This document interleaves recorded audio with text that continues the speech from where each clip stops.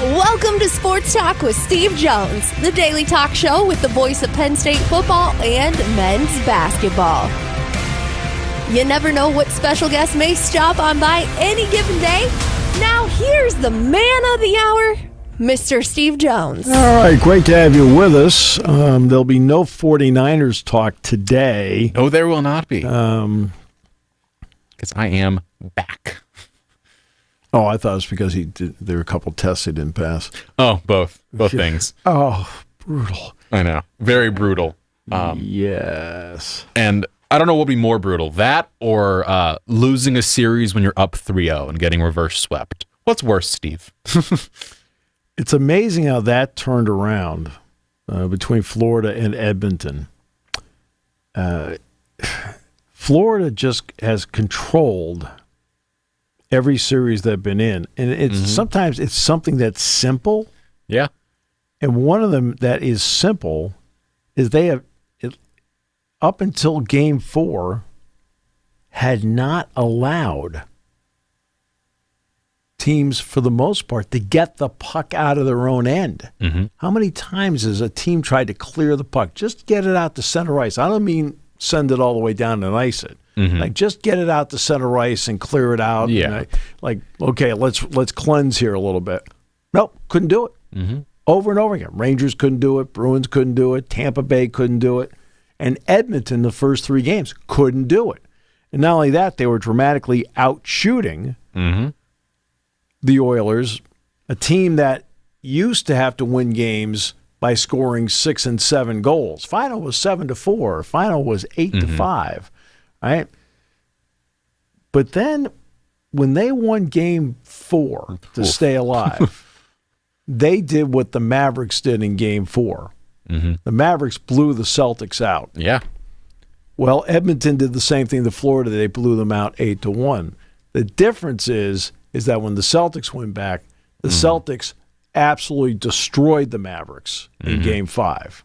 Destroyed them. I mean, that was no game. They came back out and said, we're not letting this go 6. We're not going back to Dallas. We're ending this tonight. Right. I mean, we're here. Let's get it done. Florida couldn't do that at home. No.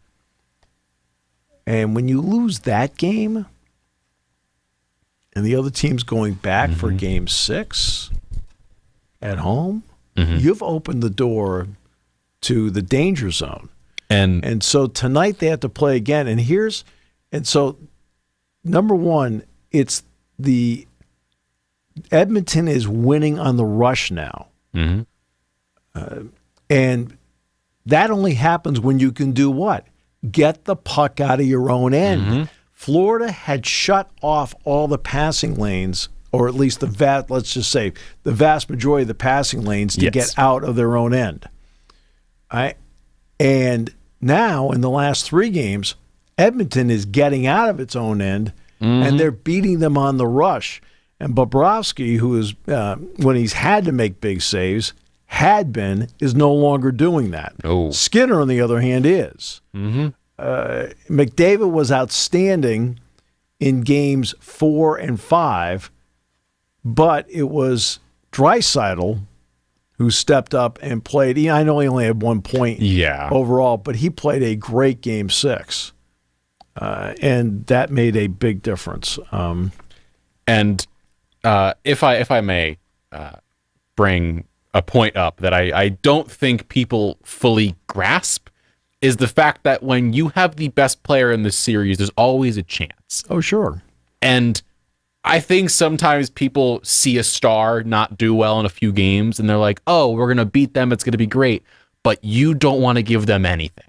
Right. You give them nothing. The Celtics, even though Luka had an average game in Game 4, they said, we're not letting him do anything in Game 5. We are completely icing him out of this game. And they did that. Right. The Panthers didn't. They messed around with Connor McDavid. But McDavid, I'll say this, has actually played well in almost every game of the series. Even when they lost, he played well. The other guys around him didn't play well, especially on defense. I'll give you an example. A guy that is a really good player is Bouchard. Yes. Bouchard did not play well early in the series. He just didn't. And Now the last 3 games, he's played really well, and it's made a big difference for them. And I think it's going to be important.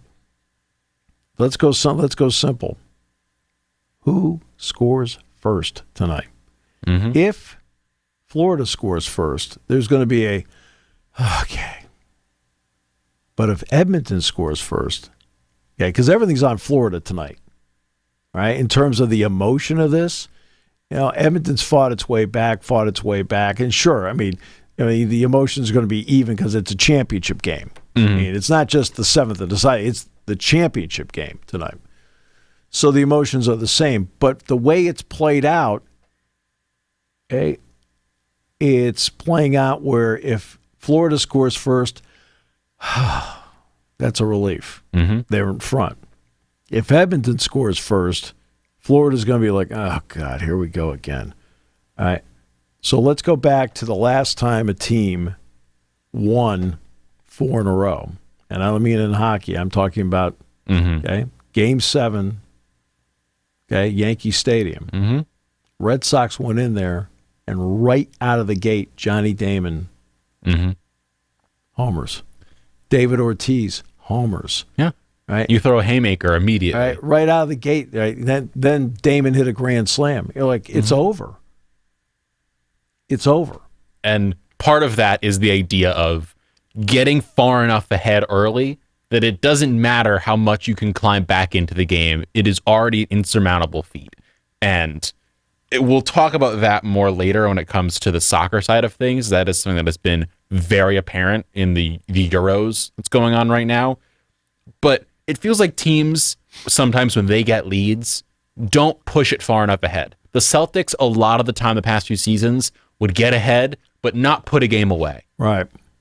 Then Game 5, they put it away. They said, we're not letting any sort of possibility of a comeback happen. We're putting this game to bed now, and they did just that. And let's say the Panthers get up by 1. Right.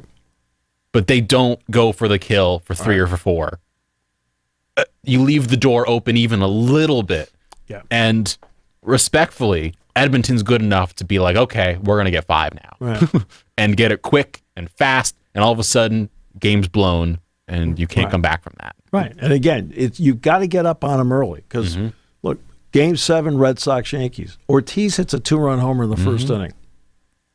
Well, you don't think that dugout's like going, hey, here we go again, and the other dugout's going, because Derek Jeter admitted later, he says, we never thought we were going to lose to them. We have never lost an important game to them in my career here. Never had. Well, David Ortiz hit a 2-run homer in the first inning, and then Damon hit a grand slam in the second. Yeah. Like, okay, so now it's 6-0. Mm-hmm. Suddenly the team that's lost 3 in a row is looking around like going, what? Yeah. Now I would have brought up Islanders and Penguins, but I don't want to do that to the Penguin fans. That was a long time ago. Don't do that to the Pens. But see, that's what you do. Okay, it's the team that gets up early that then puts all the game pressure on the team that's behind. And that's what it's going to be like tonight. Again, if Florida scores first, they're going to exhale. Like, all right, let's go play our game. There we go. We're in front. Right? If Edmonton scores first, it's going to be like, here we go again. And if I may bring it up, I know we don't do like we don't discuss Mount Rushmores, none of that stuff. We're not doing that here. I just wanted to bring up Connor McDavid's point total for the playoffs, because he's currently on 42.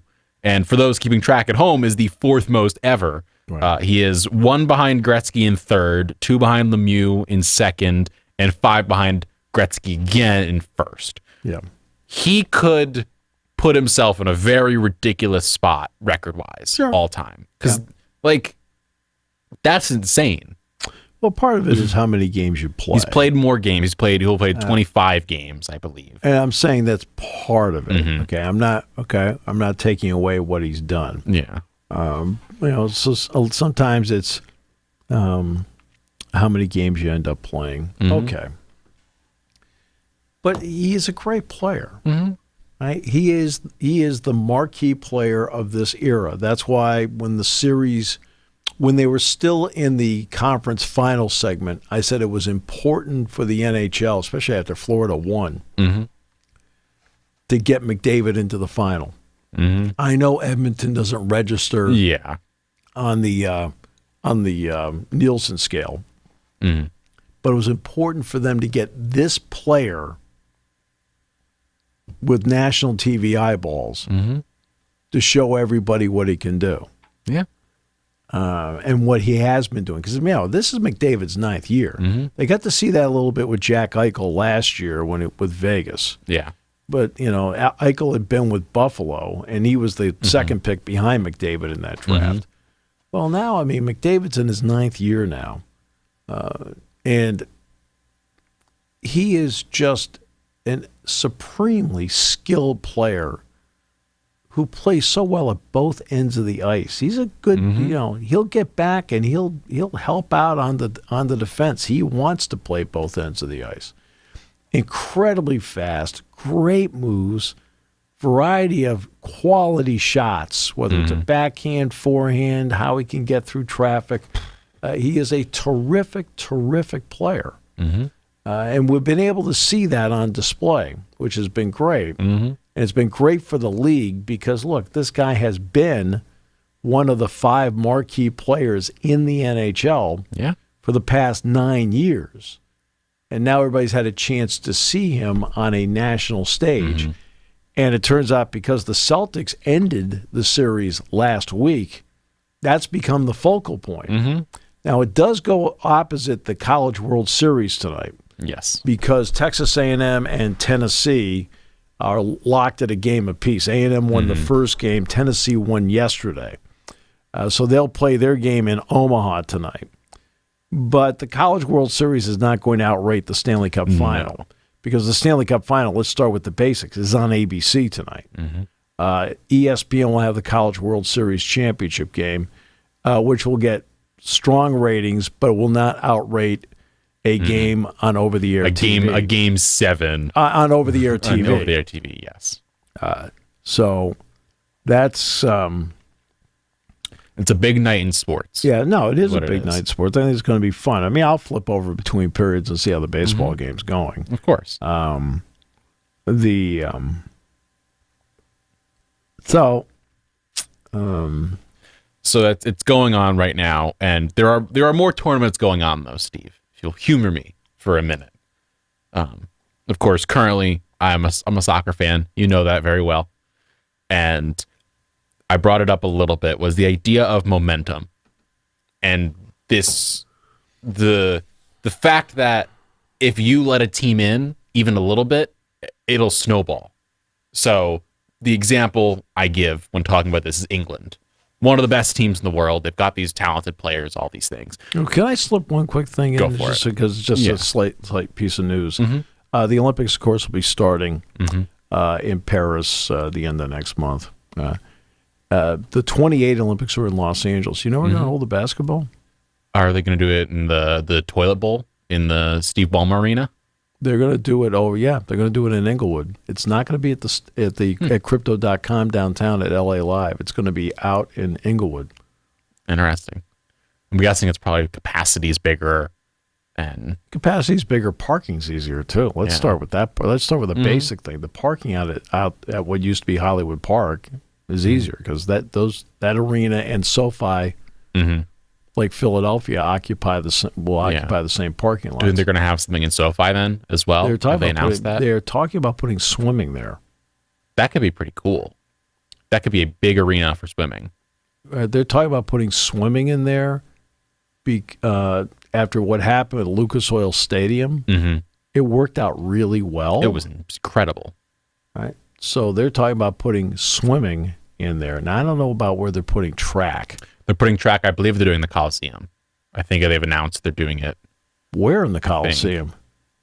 Have they not? The track is out. Or the Rose Bowl. They've announced it somewhere. I thought they announced where they're doing that. Because they took the track out of the Coliseum years ago. Track and Field 2028. Their temporary track will be put on at the Coliseum. And then, do you know where softball's going to be, by the way? Just quickly on this. Softball? Softball. Dodger Stadium. No. Oklahoma City. Oh, that's right. I did hear that. No, I did. Actually, I heard that. That's true. I'm sorry, but that's ridiculous. Well, no, but they've got the complex to do, and they've got the fans. I know. And it's not the farthest thing away from LA, but it's still a little bit like, No, I think you know what? That's softball country there. That's not. That's I have no problem with that. I think that's actually a smart. It's a smart place to have it. It's in my brain. I'm like, oh, it's in one city, and then they just go. It's in Los Angeles, and they go to Oklahoma City. It's whatever. So soccer. England have one of the best teams in the world. They've got all these young players. They have Jude Bellingham, who's 20 years old and is like one of the best in the world. They're incredible. Their coach, and I'm critical of coaches on this show. Their coach, Gareth Southgate, has been terrible for a while and is terrible. I'll take your word. Imagine playing Anthony Davis at shooting guard for a match and saying this will work. He was a point guard in high school. Yes, but imagine 7-foot Anthony Davis being a shooting guard. It doesn't work. Just thought I'd point it out. And so he, for the first 2 matches of the Euros group, was playing guys out of position in terrible spots, and not playing players in the position will make them play best. And England, for 6 years of him being manager, have had the same thing happen. They score 1 goal, and they say, great, now let's hold the lead. What's the problem with that? If you try and hold the lead, you lose the lead. You lose the lead. You lose your aggressiveness. And then, as soon as you lose aggressiveness in soccer, and a team gets 1 goal, can't flip it. You can't flip the switch. Exactly. And so this has been happening to England all Euros. The first 2 matches, they got their first goal within 10 minutes, and then would just sit back. And 80 minutes of being pressed. And against Denmark, it bit them in the behind because they drew the game 1-1. And now they're going up against, I believe it's Slovenia in their next match. And like Slovenia hypothetically could win this game. Like there's a world in which they do. So England's messing around in the worst way possible. And a lot of teams have been doing that, where they get the lead and they just don't go for the kill. And I don't get why coaches will do that. And I understand sometimes when it's late in a game and you're up enough, you'll just say, let's just hold. But if you get up in 10 minutes in any sport, hockey, soccer, football, and don't try and press for the second touchdown, the third goal, well, why not? When Dick Girardi and I are doing basketball, what do we always say? Every game. You have to make 5-10. You have to make 10-15. You have to make 15-20. You have to go out and you got to bury teams. Same thing in football. Like, you're up 7, you got to make 7-14. You got to make it 2 scores. Okay, let's make it 3 scores. You always have to keep that, have that kind of mindset. You just can't sit there and go, okay, we got enough. Well, in today's sports world, do you have enough? Look at all the comebacks that we've seen this year in hockey, all the comebacks we've seen in basketball this year, comebacks we've seen in football. Right? That's why I'll laugh at times when I'll hear the fans, well, why did they put 3 minutes ago? Why didn't they put those guys in the game? Because guess what? It's a 3-point shot. They hit 5 of them. You're behind. It's like, coaches don't feel so secure about that for, justifiable reasons. Yeah. But going back to the soccer part of it. Well, no, I mean, you got to make 1-2, you got to make 2-3. And that's what happened. So Euro 2020 with England, which happened technically in 2021, whatever. England went up 1-0 within 2 minutes against Italy. Went up immediately, and everyone's like, oh my gosh, it's coming home. England are going to win. What did they do? Defended for 88 minutes. Italy scored. England had no chance to get back in that game because all of the momentum was gone. Yeah. And if you defend for 80 minutes and then it's 1-1 and you say, okay, go back on the attack now, you can't just do that. You can't just switch on immediately. No one can do that. So they go down, they lose. They make it to the quarterfinals of the 2022 World Cup the next year in Qatar.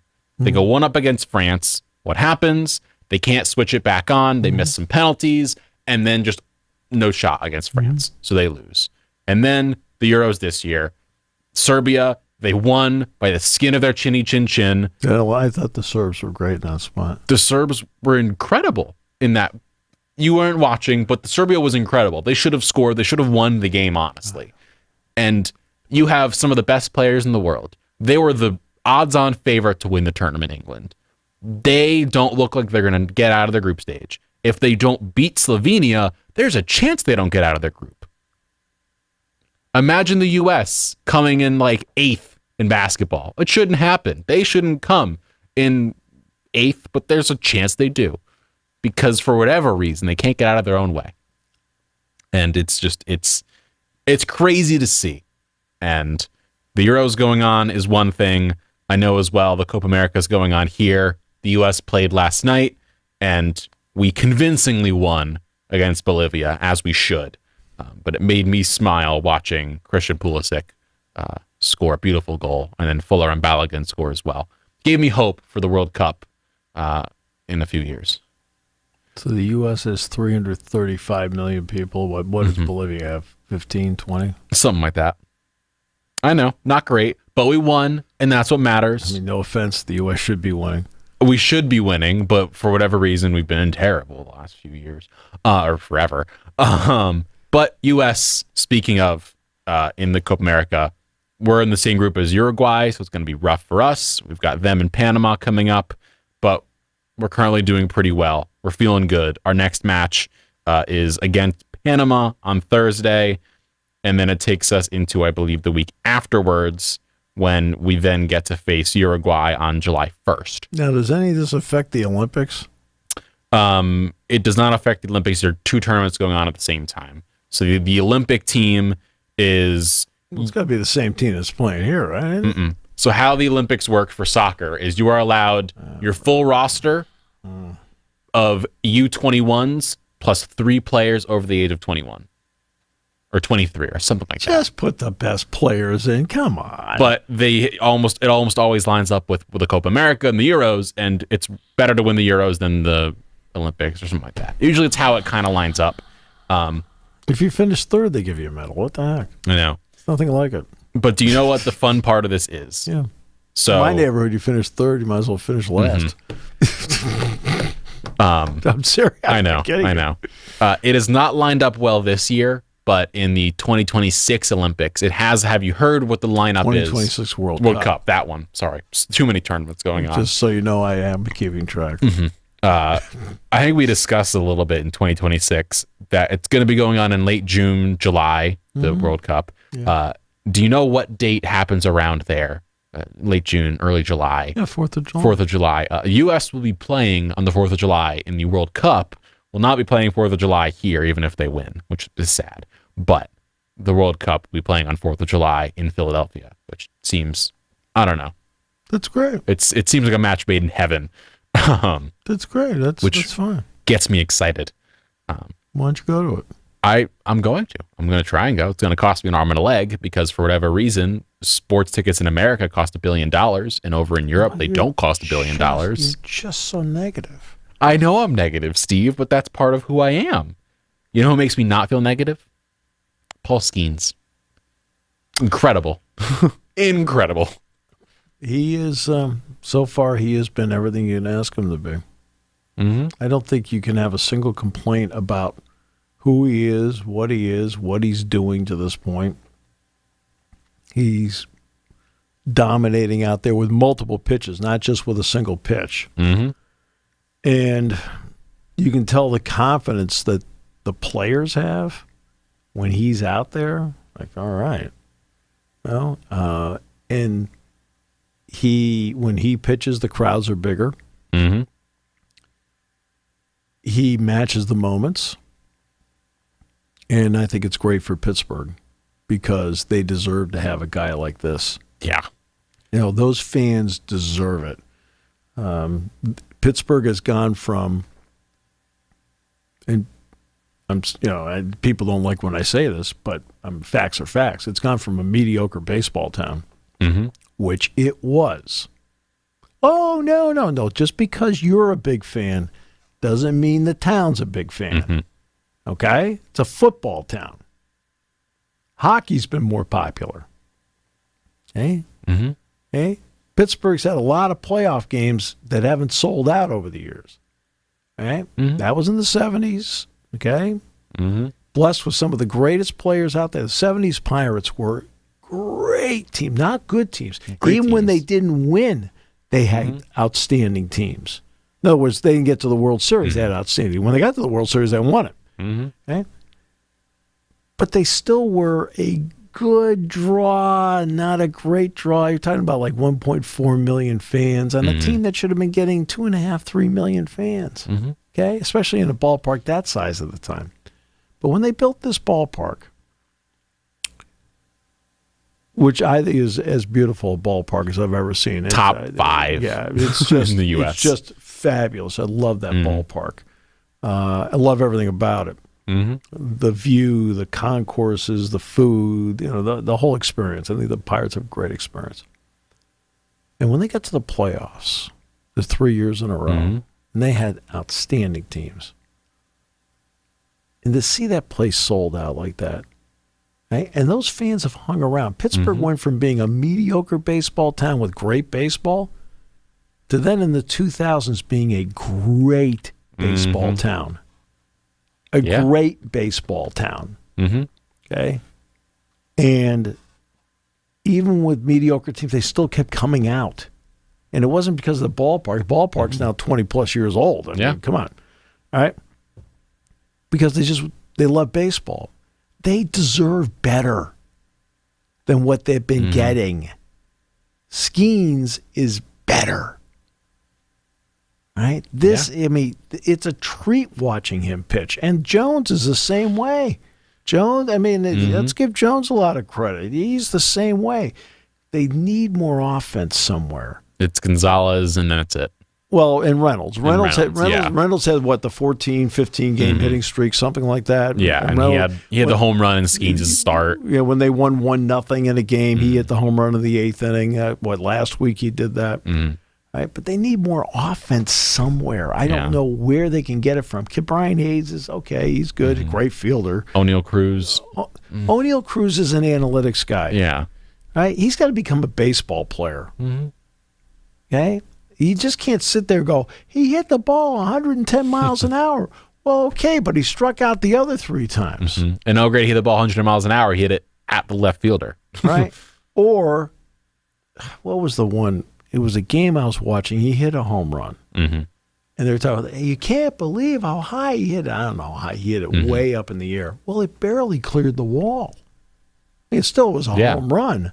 But it was a terrible hit. Right. Well, no. I mean, he hit it really high, but it barely cleared. I mean, he came like this close to scraping the wall. Yeah. Right? I'm like going, you can't keep making a big deal out of the guy's analytics. He's got to be a baseball player. Right? And now O'Neal Cruz has a big arm. When he makes contact, it's loud. But the problem is he's just still not, after all this time, he is still not a great baseball player. Right? He should be, if he's what you think he should be hitting cleanup, not at the bottom of the order. He should be clean. They want him to be Ellie De La Cruz, but he's not Ellie De La Cruz. Well, Ellie De La Cruz is not having a good year. I know. He's hitting 237. But at least Ellie's closer to being an actual baseball player. Yeah, I mean, to a point, the Red Sox just played him. He hit a home run, big deal. There's no factor, right? I mean, because, again, you can't just be the analytics guy. You got to be a ball player. Okay? He does the analytics. He gets the... Juan Soto's a ball player. Aaron Judge. Aaron Judge is a ball player. Okay. Shohei Ohtani is a baseball player. Mookie Betts is the baseball player. The baseball player. I mean, you can't just be the analytics guy where we have the moment. What moment? There's, guess what? There are 9 innings in the game. I need more than a moment. I need you to play, be really good all 9 innings, whether if you're having an 0 for 4, be great in the field. Oh, by the way, and couple that with maybe a couple of hits mixed in there and run the bases well. Yeah.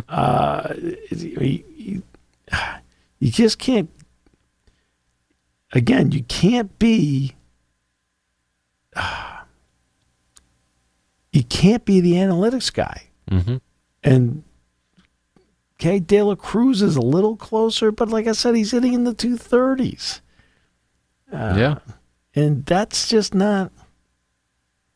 I don't know. That to me, that is not what I'm looking for. What's Cruz right now? Cruz the last few games. Who not cares? hot. He is hitting 240. So he and Cruz are hitting about the same, right? His on-base percentage is 294. You can't be below 300 in on-base percentage. Yeah. Right? The batting average line is what, 200 at the Mendoza line? No, he's 240. Okay, so he's above the Mendoza right line. Right now he's 240, which is fine. Which, the last full season he played, he was a 233 hitter. Yeah. Improvement. Well, no, but exactly, he is. But, you're looking at a guy, let's see, 15 doubles, a triple, 10 home runs. That's fine. Okay, so he's played 69 games. But you can't be 294 on base. Are you helping your team at 294 on base? Right? Or, he has 91 strikeouts. Not great, Steve. Not great. Okay? Now, has he cut down on his strikeouts? Okay, when he played 87 games in 2022, he struck out 126 times. So he's got 18 more games. Let's see. So he's averaging about, 1.5, 18. Oh, he's going to be close. He's going to be close. All right, so now let's get to your guy, De La Cruz. All right? Ellie De La Cruz. This is not knocking these guys down. It's just giving them. I'm just giving some fact. Okay, you just can't get enamored with the ESPN highlight rule. And you can't get enamored with the analytics of it. You can't. De La Cruz is now at 243. Okay, he is coming off the last two games against the Red Sox. He went 5 for 10, including a home run. Yes, that's really good. After going, by the way, leading into that, had gone 0 for his last 10. Okay. So De La Cruz had been hitting 327. So now he is hitting 243. But guess who leads the league in strikeouts? I was going to say, he currently is leading strikeouts and stolen bases. He's got 37 stolen bases, but he has 103 strikeouts. Okay? And compared to last year. His on-base percentage is better. His batting average is up. His OBP is up. His slugging is up. Every number for him is up this year. That includes strikeouts, which wasn't great. But his strikeouts are up. But everything else also is up. So stolen bases are up. Home runs, he's already tied his number from last year. Yep. So he is improving. And his on-base percentage is 338, while Cruz is 294. Yeah. You can't be 294 on-base percentage and be a truly productive. All right? You can't end up being the heck's the slugger the Yankees had, for goodness sakes, that struck out 5,000 times. 5,000 times. Oh, there's a lot. Gallo? Yeah, Joey Gallo. You can't be Joey Gallo. You can't be. That's not productive. Okay, that's not winning baseball. You need to bat 280 is where you need to aim for. O'Neal Cruz is not yet a winning baseball player. Ellie De La Cruz is trending toward being a winning baseball player. But so is Paul Skeens. Paul Skeens is a winning baseball player. He should be in the... And so's Jones. Yeah. They should both be in the All-Star game this year. I think Skeens is going to get in, but I don't think it's going to be as simple as that. Well, they are helped by the fact that you don't want to be helped by this fact. But for example, Spencer Strider is out for the year.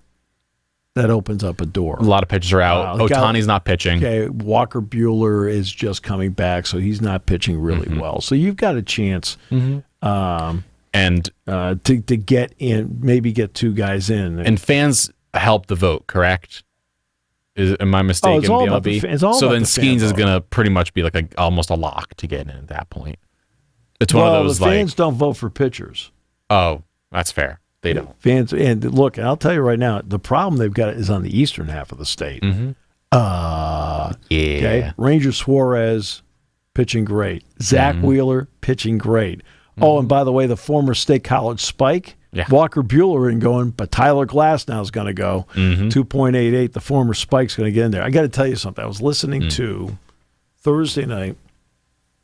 I was listening to the Cardinals-Giants game that was at Rickwood Field. I was listening on the radio. I was coming back from Johnstown. You're very popular there.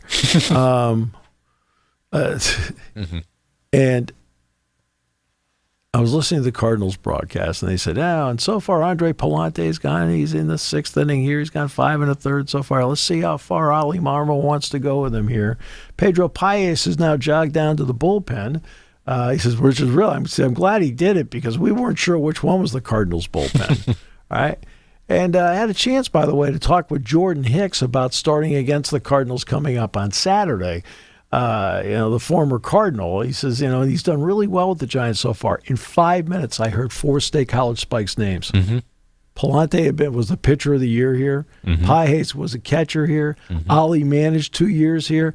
Hicks was a starting pitcher in the 2016 championship team. I heard 4 Spikes in a matter of 5 minutes of the broadcast. I was laughing about it. It's amazing. And seeing these guys do well is fun. And hopefully Skeens can get in and join them. Well, Skeens should get in. I mean, I'm sorry. And the MLB helps it out with having to have 1 player per team minimum. Is that correct? Am I correct in thinking everybody has to have a player. And if one's going to get in for the Pirates, of course, Gonzalez probably has a chance. Brian Reynolds. One would presume Skeens is probably a pretty good nominee at the minimum to get in.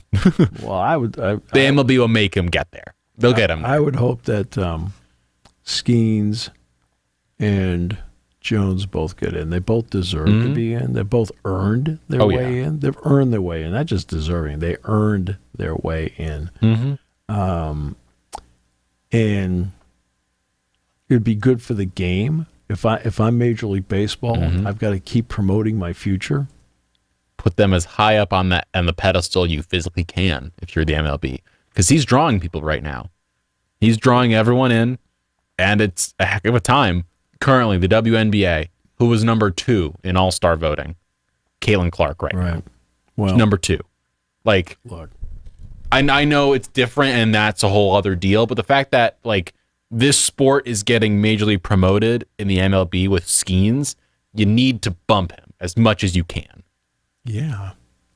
And I know their social media was pretty much all Skeens and then all Jared Jones as well the day prior, which was helping. Right. They're both getting pushed like crazy. Pittsburgh's all in on it. Everyone's getting all in on them. And so it's helping a little bit. But you need to really hammer down onto these 2 guys. Look, if you have quality players, quality players that can help promote what you're doing. I don't mean, going out there and somebody's a mediocre player, but they're a big draw. All right. And I'll give you an example. There were a lot of people that wanted to put Yasiel Puig into the All-Star game. He was here. But he was okay. Right. This is different. Skeens should go because Skeens earned it. And I realize that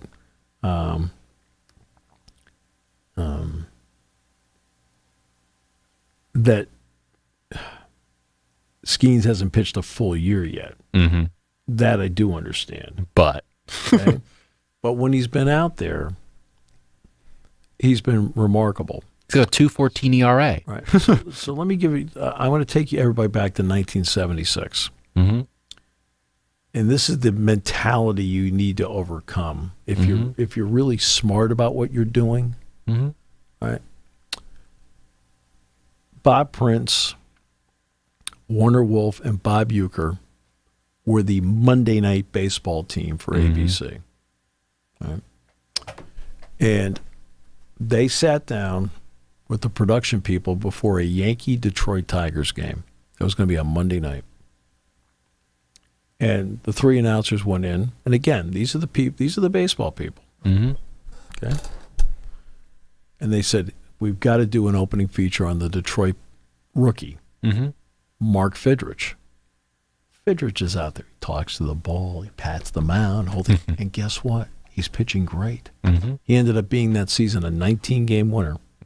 Right? But I think did not intentionally put on a show because it was who he was, but he put on a show. Mm-hmm. We've got to feature this guy.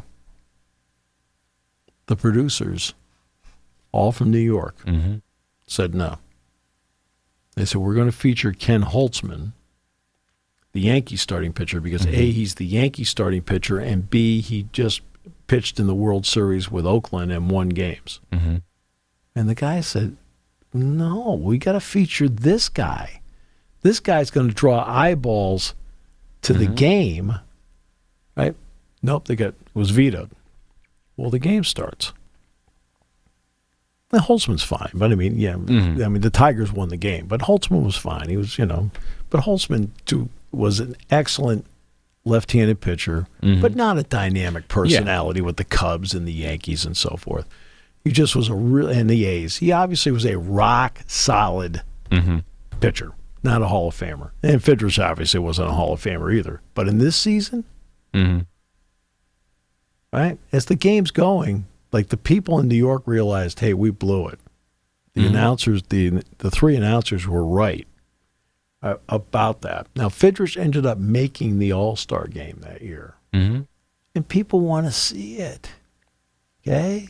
Well, Skeens, guess what? He's a guy people want to see. Here's the first overall pick in last year's draft, which then dovetails into this year's draft, which takes place at the same time. So 1 year after being the first overall pick in the draft, look at this guy go. Give him his one inning. Give him one. Give him his inning. He should be in the game. Right? That was my point on Caitlin Clark. My point on Caitlin Clark is simple. Would she reduce the effort of the United States to win the Olympic gold medal if you were to put her on the team? No, she would not. Would she make the Olympic team exponentially more interesting to the casual fan and give an opportunity to make your game more visible and better? Yes. You can go through all the multitude of statistical reasons and age reasons as to why she's not in it. But sometimes there is a higher purpose to what you are doing. Right? Tiger Woods playing in your golf tournament meant everything, even if he didn't win it. Because Tiger Woods was the draw. He's going to sell more tickets, sell more merchandise, sell more food. And he's also going to be, and if he's in contention, the TV ratings are here because of Tiger Woods. Whether you like him or not, doesn't matter if you like him or not, it's going to be here. Because he's playing. And he's that kind of magnet for the casual fan. Yeah. Right? Caitlin Clark is that kind of magnet for the casual fan. So you're sitting there with this golden opportunity to seize upon momentum. And somebody had to be smart enough in that room to say, hey, guys, let's be smart about this. What can we do to advance the game? The veteran players can sit there and say, look what we've done, and they've done great things. Except they move the game inch by inch by inch by fighting their guts out, inch by inch by inch by inch. No matter how. Sue Bird, great player, moved it a couple of inches. Okay? Diaz Taurasi, great player, moved it a couple of inches. Breanna Stewart, great player, moved it a couple of inches. This kid comes in, she moves it yards. Okay? Right? Okay? In golf, okay? Post Jack Nicklaus, post Arnold Palmer, Watson moved the PGA Tour inches, right? Faldo moved it inches. Norman moved it inches, okay? Seve moved it inches, but really helped in Europe more. But in this country, moved it inches. Tiger Woods came in, and he moved it miles. Yeah. Okay, now, of course, he's 48. And he's still moving it miles. Well, but he can't play all the time. He didn't play in Hartford this week. He played the U.S. Open, and he didn't make the cut. But the fact that... Okay, but if he's in the tournament, he is talked about in the tournament, but he's moved. Okay, so without him, look how far it's fallen back. Okay, you have to take advantage of opportunities when you are fighting for your spot in the sports world to take advantage of it. We talked about the U.S. soccer team, Pulisic. Okay, the U.S. finally really has a star. Landon Donovan was somewhat of a star. But like this dude is the guy, right? Yeah, and it would help if they won a couple of games. Hey, we'll see. We're doing okay this year so far. It's a strong start. Yeah, but you need to be you can do okay in Copas and things like that. That's for the diehard fan. Yes. Okay, that's the diehard. But 2026 is where you've got to start with the Olympics. Okay, you got to start with the Olympics. Can you get out of your group? Get out of your group in the Olympic Games. Okay, then set that up for 2026 and get out of your group and get at least to the quarterfinals where you're doing it. But that's what the hope the Copa is, because it's actually against the South American, the Uruguays, Argentinas, things change in eyeballs. 2 years. But things change in 2 years. The Copa thing's fine. Again, it's diehard fans. It's not casual fans. Fox has done a good job of broadcasting all this, but still, it's you got to get casual fans excited about what's going on. The diehard is always there. Okay, the difference between a good rating and a great rating is the casual fan. Tiger Woods gets the casual fan engaged. And engaged in 2 ways. One, oh my God, I love watching Tiger Woods. I hope he gets buried. I want to watch him lose. Right? Okay, Tom Brady. I want to watch Tom Brady lose. Right? Patrick Mahomes. Hey, I want to watch him lose. LeBron James. Right? I can't wait to watch him. He's great. He's the best. I've never seen it. If he can guard all 5 positions, and the guy over here at the bar, I want him to lose. I'm watching. Right? You have both sides, but they're both casual fans who are drawn to the game because LeBron's playing the game. They're drawn to the golf tournament because Tiger's playing. Phil Mickelson was the second best.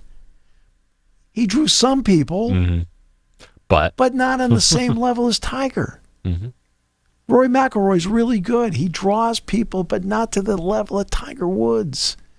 Okay? Diana Taurasi may be a great player. And not maybe. She is a great player. She's a great player. Brianna Stewart is a great player. Asia Wilson's a great player. Caitlin Carlick is a really good player who's a draw. Yeah. And they can resent it all they want. They should be over there embracing this kid. Because they need her. They don't think they need her. But you've been, you've been slogging through, you've been slogging through hedgerow day by day by day by day by day. Suddenly out of nowhere, right? It's you don't know you've been able to break through the front lines. You don't know how good you've had it until it's gone, which is what, with Tiger Woods, that's what you're seeing now. LeBron. Well, he's about to get to that point where if he leaves the league, right? And Steph Curry's aging. And let's say they both leave the next 5 years. Right now, who's going to take that spot? There's nobody. Okay? Jason Tatum is a marvelous player. But he's not like that. Jaylen Brown's a marvelous player. He's not like that. Doncic is a guy that he doesn't, and same thing with Jokic. They don't draw people. Embiid does not draw people. Okay? Donovan Mitchell does not. The only ones who draw right now would be Durant, Curry, and LeBron. The Durant's on the border. Yeah, Durant. He's at least like a borderline Durant's of that not a dynamic personality. No. Curry's a dynamic what the league hoped for very clearly was Zion to be that person. He's not. You have to play. Now they're hoping Wemby is. Who knows what that's going to look like, because San Antonio needs to win games. Right, but at the same time, part of it's the personality. Mahomes has a great personality. Yeah. Great. Okay? Fits into TV commercials, the whole deal. Steph Curry, right, fits into TV commercials. Even gets his buddy Klay Thompson in a couple of them, which is nice. And Barkley narrating. But sometimes you don't need greatness. You don't need to have a great personality to go along with the greatness to show how good you are in the sport. You just have to be yourself. You have to be yourself. You have to be someone who brings something different to the game. And by the way, Durant, to his credit, Durant always plays for Team USA. Dude's always out there. I mean, it's interesting with him. He's a great player. He's not an outgoing personality, but he always plays for his country. LeBron, too. LeBron's played a lot. You can criticize LeBron all you want. That's like what I told about McEnroe and Connors. Connors was, oh, my God, Connors, I'm just fighting my guts out here at the age of 52 playing the U.S. Okay, right? But when it came to playing Davis Cup, Connors rarely played Davis Cup. McEnroe always played Davis Cup. He always played for his country. He always did. Yeah. Right? Those are little things that are big things to me. Always did. Right? Wasn't above him. And that's the same thing with LeBron. I mean, LeBron played in 4, he played 8, he played 12. Now, finally in 16 and in 21, he didn't play. Well, guess what? He's playing this year. He's playing this year, really. Good for him. Right? And so's Embiid, who has his citizenship. Way to go. Yeah. And one last little note here on the show, last 5 minutes to wrap on up. We talked about it at the start. I want to end with it as well, which is the Olympic trials going on right now. So far, a few results are in terms of who is going to the Olympics. We've got Sha'Carri Richardson going for the women's 100 meter, who, similar to these people, is a star. She's a draw. People are watching her because she's incredible. For the men, you've got Noah Lyles, who is running like lightning and pulling out Yu-Gi-Oh cards from his chest in the middle of a race, it makes me smile as a fan of the game. And there's one more person I want to bring on up here. He is not the household name, but he has got the coolest thing. So what were you doing at 16 years old, Steve? What was I doing at 16? What were you doing at 16 years old? Humor me. I was in high school. You were in high school.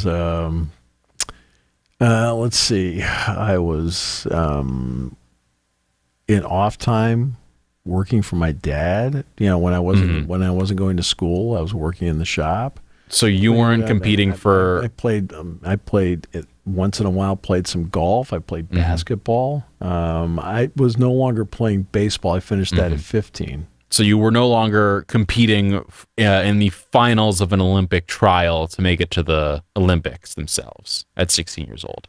There's nobody in America that wanted me to do that. No one did, but we all do want to see Quincy Wilson do that. He is 16, and he has made it to the Olympic trial finals in the 400-meter race. He ran a 44:59 400-meter, which is the world record for under 18s, and he is 16 years old doing this. For those wondering out there, he's running against people who are double his age, right? Like legitimately 30 plus years old, and he's 16 doing this. It's crazy. I love seeing stuff like this. This kid who is a 16-year-old coming out here competing. It's just awesome. It's one of those cool things is you see these people in the Olympics where they get these 14 to 18-year-olds who just do these incredible things. Chloe Kim did it. Katie Ledecky is still doing it. Michael Phelps, when he was in the Olympics, like these kids come out and they are just slaughtering everybody. And imagine telling yourself at 16 you could be competing in the Olympics. By the way, Joe Kovacs in the shot put.